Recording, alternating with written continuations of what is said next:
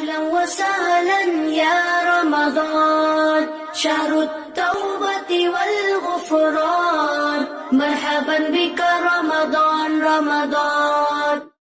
نحمده ونصلي على رسوله الكريم اما بعد فاعوذ بالله من الشيطان الرجيم بسم الله الرحمن الرحيم رب اشرح لي صدري ويسر لي امري واحلل عقدة من لساني يفقهوا قولي. السلام علیکم ورحمۃ اللہ وبرکاتہ.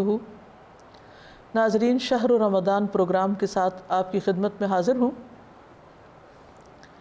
گزشتہ پروگرام میں ہم نے نبی صلی اللہ علیہ وسلم کی اس حدیث پر غور و فکر کیا جس میں آپ نے فرمایا کہ رمضان کی ہر رات ایک پکارنے والا پکارتا ہے کہ اے نیکیوں کے چاہنے والے، اے خیر کے طلبگار آگے بڑھ، اور اے برائیوں کے طلبگار رک جا. اور یہ پکار ہر رات کو آتی ہے. یہ پکار ہم سب کے لیے ہے. ہم سب کو غور کرنے کی ضرورت ہے، اپنا جائزہ لینے کی ضرورت ہے کہ ہم کس چیز کے طلبگار ہیں. الحمدللہ ہم سب خیر کے طلبگار ہیں. اگر ہم خیر طلب کرنا چاہتے ہیں تو اس میں سب سے پہلا کام کیا کرنا ہوگا؟ اگر دیکھا جائے تو رمضان کے مہینے کی سب سے اہم عبادت روزہ ہے. قرآن مجید میں اللہ سبحانہ و تعالیٰ فرماتے ہیں یا ایھا الذین آمنوا کتب علیکم الصیام کما کتب علی الذین من قبلکم لعلکم تتقون. اے لوگو جو ایمان لائے ہو، تم پر روزے فرض کر دیے گئے جیسا کہ تم سے پہلے لوگوں پر فرض کیے گئے تھے تاکہ تمہارے اندر تقوی پیدا ہو. تو اس سے یہ پتہ چلتا ہے کہ روزہ ہر صاحب ایمان کے لیے فرض عبادت کی حیثیت رکھتا ہے. اور یہ صرف ہم پر فرض نہیں کیے گئے بلکہ پہلی امتوں پر بھی فرض کیے گئے تھے. اسی لیے ہم دیکھتے ہیں کہ حضرت داؤد علیہ السلام، جن کا روزہ سب سے پسندیدہ روزہ ہے، جسے صوم داؤدی کہا جاتا ہے، ایک دن روزہ رکھتے تھے اور ایک دن روزہ نہیں رکھتے تھے. اس کا ذکر نبی صلی اللہ علیہ وسلم کی حدیث میں ہمیں ملتا ہے.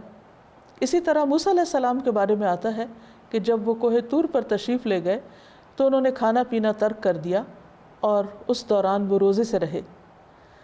پھر اسی طرح باقی امتوں کے لیے بھی روزہ ایک پسندیدہ عبادت رہا ہے. اس مہینے میں ہم کوئی بھی اور کام ایسا نہیں کر سکتے جو روزے کے درجے کو پہنچے، کیونکہ نبی صلی اللہ علیہ وسلم نے فرمایا جو شخص اللہ کے راستے میں ایک دن کا روزہ رکھے گا، اللہ تعالیٰ اس کے بدلے اس کے چہرے کو آگ سے 70 سال کی مسافت پر رکھے گا. گویا دوسرے معنوں میں روزہ ایک ایسی عبادت ہے جو انسان کو بہت بڑی تکلیف اور مصیبت یعنی جہنم کی مصیبت سے بچانے والی ہے. اور یہ صرف ایک روزے کا ثواب بتایا گیا.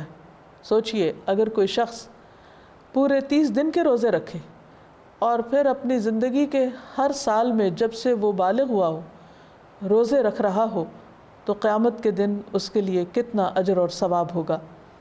ایک شخص نبی صلی اللہ علیہ وسلم کی خدمت میں حاضر ہوا اور اس نے آپ سے پوچھا کہ کوئی ایسا کام بتائیے کہ جو مجھے جنت میں لے جائے. تو آپ نے فرمایا علیک بالصوم فإنہ لا عدل لہ. تم پر لازم ہے کہ روزہ رکھو کیونکہ اس جیسی کوئی چیز نہیں. یعنی باقی عبادات بھی اپنی جگہ بہت اہم ہیں، لیکن روزہ ایک خصوصی عبادت ہے کیونکہ اس کے بہت سارے فائدے ہیں.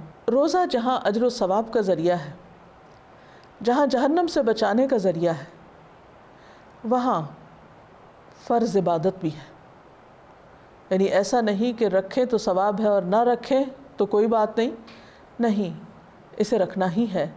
کیونکہ قرآن مجید میں آتا ہے سورۃ البقرہ کی آیت نمبر 185 میں فَمَنْ شَهِدَ مِنْكُمُ الشَّهْرَ فَلْيَصُمْ، کہ جو شخص اس مہینے کو پائے اسے چاہیے کہ وہ روزے رکھے. ہاں، اللہ سبحانہ و تعالیٰ نے معذور لوگوں کو رخصت بھی دی ہے.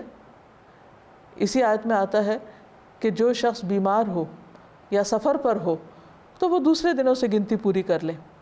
اللہ تعالیٰ تمہارے لیے آسانی چاہتا ہے، مشکل نہیں چاہتا. یعنی یہ بھی اللہ تعالیٰ کی ایک خاص رحمت ہے کہ اگر کوئی شخص کسی حقیقی عذر، کسی شرعی عذر کی وجہ سے روزہ نہیں رکھ سکتا تو وہ روزے کو دوسرے دنوں میں یعنی سال کے کسی اور مہینے میں رکھ کر گنتی پوری کرے۔ یہ جو گنتی پوری کرنے کی بات ہے اس کی بھی تکرار آئی ہے۔ اس سے یہ پتہ چلتا ہے کہ روزے صرف فرض نہیں بلکہ اپنی تعداد کے ساتھ فرض ہیں اور ان کی گنتی پوری ہونی چاہیے۔ یہ نہیں کہ اگر کسی وجہ سے شرعی عذر سے یا کسی اور وجہ سے اگر روزہ چھوڑ دیا تو انسان یہ سوچے کہ اچھا اللہ تعالیٰ معاف کرنے والا ہے، اب چھوٹ گیا نا۔ نہیں، اس کا ریکارڈ رکھے اور پہلی فرصت میں اس فرض کو ادا کر لے، کیونکہ جو چیزیں فرض کے درجے میں ہیں قیامت کے دن ان کے بارے میں سوال کیا جائے گا، ان کا حساب ہوگا۔ ایک مرتبہ ابو ذر رضی اللہ عنہ نے نبی صلی اللہ علیہ وسلم سے پوچھا کہ یا رسول اللہ، یہ روزہ کیا ہے؟ ما الصوم؟ قال فرض مجزئ۔ آپ نے فرمایا یہ ایک ایسا فریضہ ہے جو آخرت میں انسان کو کفایت کرنے والا ہے۔ گویا روزہ ایک ایسی عبادت ہے جس کا انسان کی آخرت سے بہت تعلق ہے، جزا کے اعتبار سے بھی اور سزا کے اعتبار سے بھی۔ نبی صلی اللہ علیہ وسلم نے فرمایا کہ جس کا خاتمہ اس حال میں ہو کہ وہ اللہ سے ثواب کی امید کے ساتھ روزہ رکھے ہوئے ہو تو وہ جنت میں داخل ہوگا، یعنی جس کا آخری عمل روزہ رکھنا ہو تو وہ روزہ اس کو جنت میں داخل کروائے گا۔ جہاں تک آخرت کے فائدوں کا تعلق ہے تو نبی صلی اللہ علیہ وسلم نے روزہ داروں کو باب الریان سے جنت میں داخل ہونے کی خوشخبری دی ہے۔ حدیث میں آتا ہے ان فی الجنت بابا یقال له الریان یدعى یوم القیامت یقال این الصائمون فمن كان من الصائمین دخلہ ومن دخلہ لم یظمأ ابدا۔ جنت میں ایک دروازہ ہے جسے ریان کہا جاتا ہے، قیامت کے دن پکارا جائے گا روزے رکھنے والے کہاں ہیں؟ چنانچہ جو شخص روزہ رکھنے والوں میں سے ہوگا وہ اس میں داخل کر دیا جائے گا، اور جو اس میں داخل ہو گیا اسے پھر کبھی بھی پیاس نہ لگے گی۔ دراصل روزہ رکھنے والوں کے لیے اللہ سبحانہ وتعالیٰ کا یہ ایک خاص انعام ہے، اکرام ہے، گویا انہیں ایک خاص طرح کی عزت دی جائے گی، ان کا ایک مقام ہوگا۔ پھر اسی طرح ایک اور حدیث سے پتہ چلتا ہے کہ روزہ دار کے منہ کی بسان بھی اللہ سبحانہ وتعالیٰ کو پسند ہے۔ حقیقت یہ ہے کہ روزہ دار روزے کی وجہ سے ایک خستہ حالی کا شکار ہوتا ہے، وہ بھوک کی تکلیف بھی محسوس کر رہا ہوتا ہے، بعض اوقات اس وجہ سے اس کے منہ سے ایک خاص قسم کی اسمیل بھی آنے لگتی ہے۔ بظاہر دیکھنے میں یہ حالت ایک ناپسندیدہ حالت ہوتی ہے، لیکن انسان چونکہ یہ ساری مشقت صرف اپنے رب کی خاطر برداشت کر رہا ہوتا ہے، وہ کہیں چھپ کر بھی پانی کا ایک قطرہ اپنے حلق سے نیچے نہیں جانے دیتا۔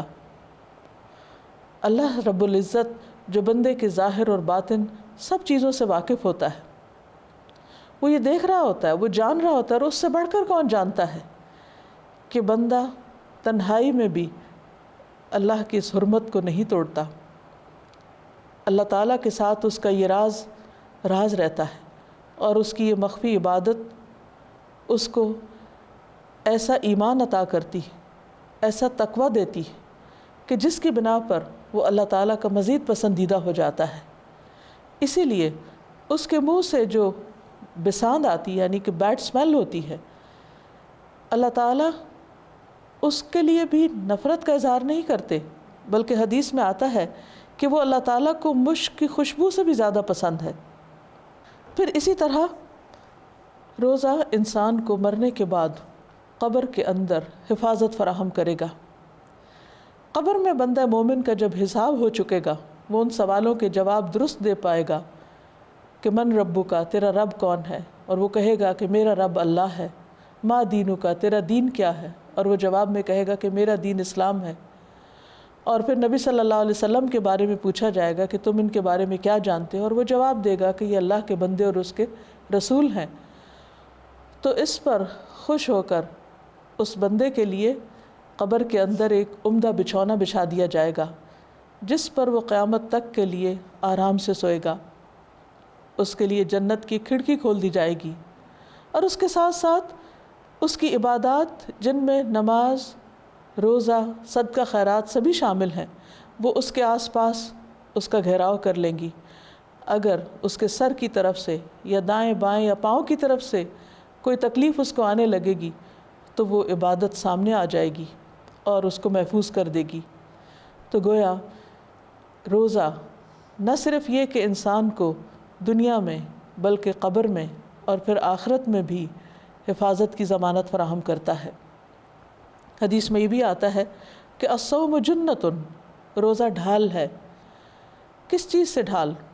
دنیا میں برائیوں سے بچنے کے لیے ایک ڈھال، ایک رکاوٹ، اور اسی طرح آخرت میں آگ سے بچاؤ کا ذریعہ۔ جیسا کہ حدیث میں آتا ہے کہ آپ صلی اللہ علیہ وسلم نے فرمایا کہ روزہ ڈھال ہے اور آگ سے بچاؤ کا ایک مضبوط قلعہ ہے۔ یہ حدیث مسند احمد میں بیان کی گئی ہے۔ جیسے قلعے کے اندر انسان اپنے دشمن سے محفوظ ہو جاتا ہے قلعے میں داخل ہو کر، اسی طرح روزہ رکھنے کے بعد انسان آگ سے محفوظ ہو جاتا ہے۔ روزے کی حالت میں انسان برائیوں سے بچتا ہے۔ جب انسان کوئی بھی ایسی چیز کرنے لگتا ہے جس کی اس کے دل میں کھٹک بھی پیدا ہو جاتی تو اس کا یہ احساس کہ میں روزے سے ہوں اسے فوراً اس برائی سے روکنے میں مدد دیتا ہے۔ اس لیے روزہ ہر طرح کے فوائد کا حامل ہے۔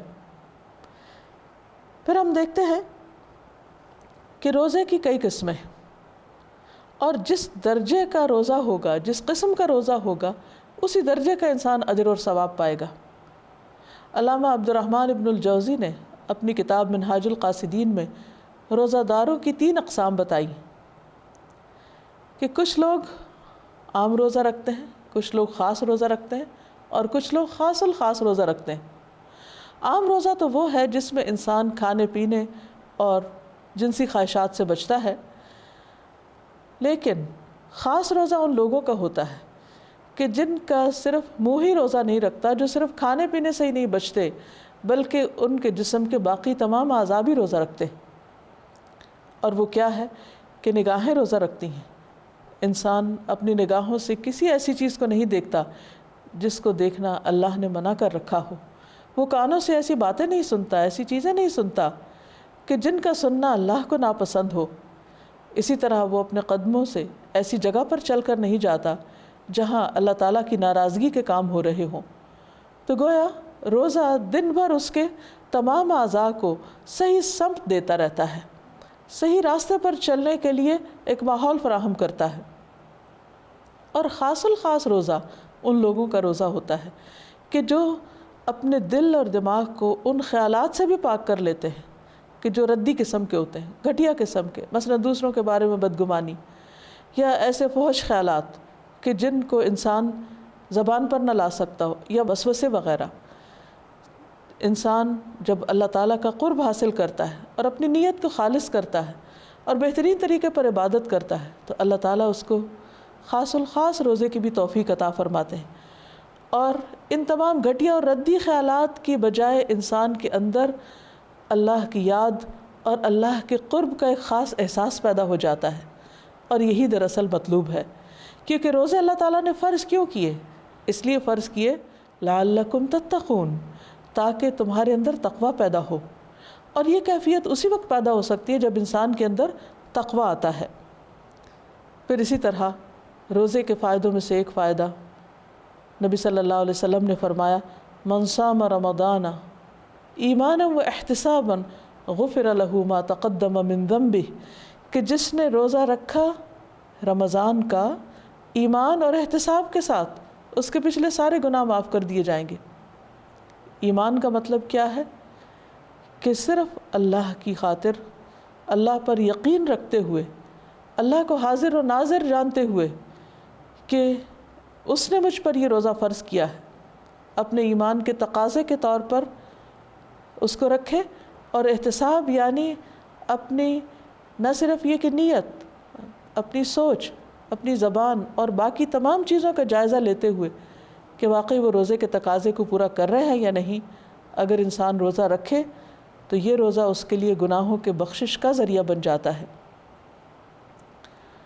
اللہ تعالیٰ سے دعا ہے کہ وہ ہمیں اس رمضان میں ایسے ہی روزے رکھنے کی توفیق عطا فرمائے کہ جس سے ہمیں ہر طرح کے فوائد حاصل ہوں، اور روزے کا جو اصل مطلوب اور مقصود ہے ہم اس کو پا سکیں، ہماری روحانیت میں اضافہ ہو اور ہم اس اجر و ثواب کو پہنچیں جو اللہ نے اپنے بندوں کے لیے لکھ رکھا ہے، اور اس کے ساتھ ساتھ دنیاوی فوائد جو روزے کے ہیں، یعنی جسمانی صحت کے اعتبار سے، وہ بھی اللہ تعالیٰ روزہ داروں کو نصیب کرے۔ آپ سب کے لیے دعائیں اور نیک تمنائیں۔ اس کے ساتھ ہی ہم اپنے پروگرام کا اختتام کرتے ہیں۔ السلام علیکم ورحمۃ اللہ وبرکاتہ۔ التوبة والغفران مرحبا بك رمضان رمضان